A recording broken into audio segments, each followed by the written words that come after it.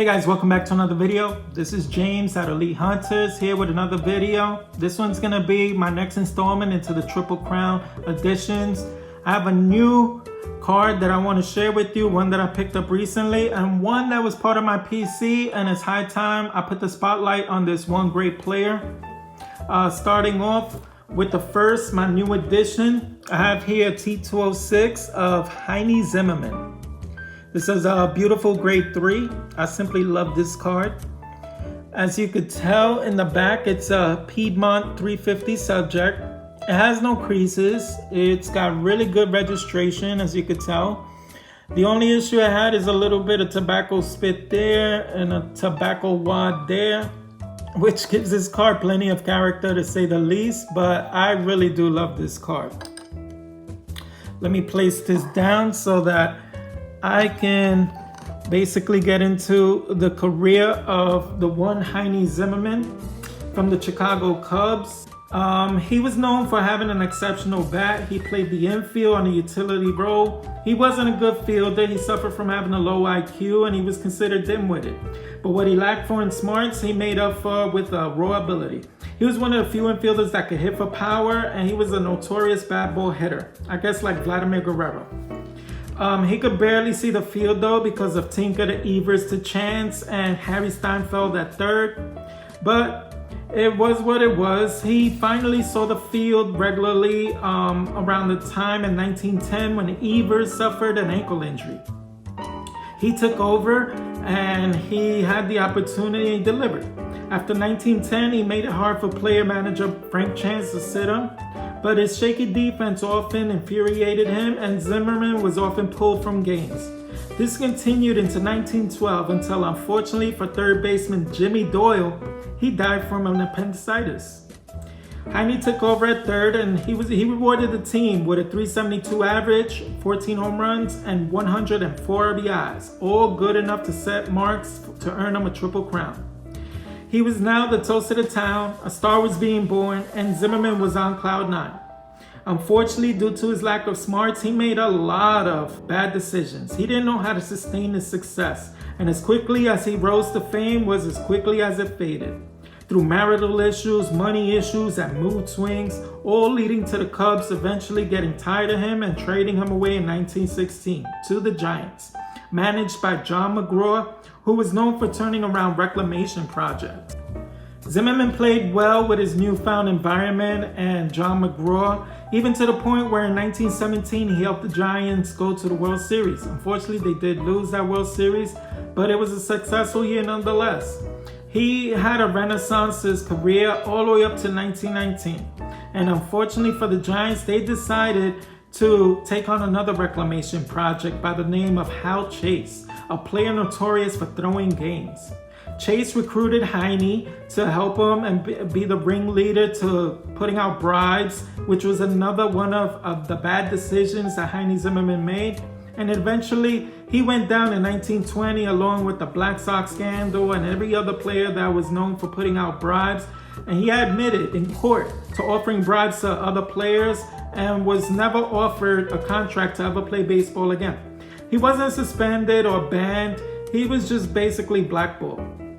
And baseball even tried to erase Heinie's accomplishments with the Triple Crown by deducting 5 RBIs and stating that the box scores were wrongly kept. So he wasn't even able to, find appreciation in that mark that he set the Triple Crown in 1912.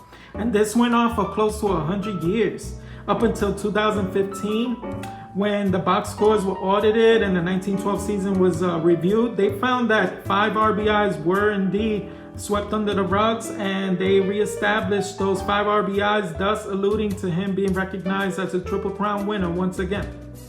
Unfortunately, with the dark cloud that hung over his head and the stigma, baseball had a way that they had to reestablish themselves and gain the popularity and the trust of the fans. And the way they did that was they did away with the loose balls, they tightened up them seams, and they ushered in the new era. They said goodbye to the dead ball era and entered in the live ball era.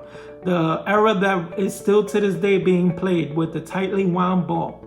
And with that, They ushered in an era that was led by Babe Ruth over in the American League, and in the National League was this player, Rogers Hornsby, here with his 1921 E121 American Caramel card. It's a 3.5, it's got no creases, very beautiful card to say the least.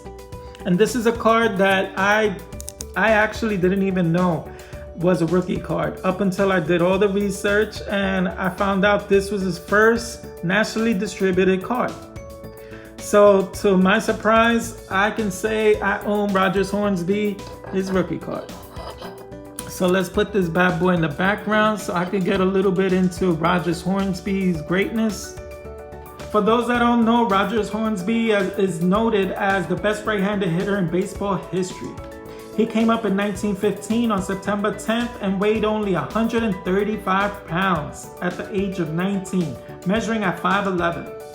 Throughout 18 games in that season, he only batted .246. But Miller Huggins, the manager of the Cardinals, told him, "I think, son, that you should be farmed out." Hornsby didn't understand what the hell that meant because the minor leagues at that time was in its infancy stages. So Hornsby thought the manager meant he should work on a farm to build up his physique. And that's what he did. He went to work on his uncle's farm during the winter and came back the next year 30 pounds heavier.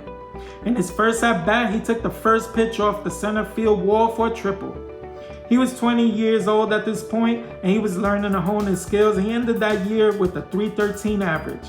For the next 4 years, he continued to be consistent, but lo and behold, he was now entering his prime years. At the age of 25 through 29, he actually averaged a .402 batting average over 5 seasons. And in 3 of those seasons, he actually hit above .400, with the highest being a .424 average in 1924. And to think, that wasn't even his best year. He had 2 more that were better than that one. Like in 1925, in which he hit .403 with 39 home runs and 143 RBIs. All 3 marks led the league, alluding to his Triple Crown and his first ever MVP. And yet, to think that wasn't his best career year. He was even better in 1922. In 1922, he actually batted .401 with 42 home runs and 152 RBIs. Yup, you heard correctly. He batted over 400 and over 40 home runs. He's the one and only player that ever hit for over 440 home runs in the same season. Nobody's ever done that before. And he's also got the mark for hitting the highest ever in the modern era of .424. That was also a career year. His Triple Crown year, he actually has 2 of them, 1922 and 1925, and he didn't win the MVP that year. George Sisler won the award in 1922. He had a great year. He batted .420 with 105 RBIs, 51 stolen bases, so he was deserving of it. But since 1921, Rogers Hornsby was a superstar. He ruled the National League while Babe Ruth ruled the American League, and he was known to be the Raja of SWAT. He was the polar opposite of the Sultan of SWAT. But eventually they dropped the SWAT and just started calling him the Raja because America had a fascination with Arabia, Lawrence of Arabia, to give you an example. And that's why he had the nickname of the Raja. So there goes 2 stars, one from the dead ball era and another one that ushered in the live ball era. I'm gonna check off some names here.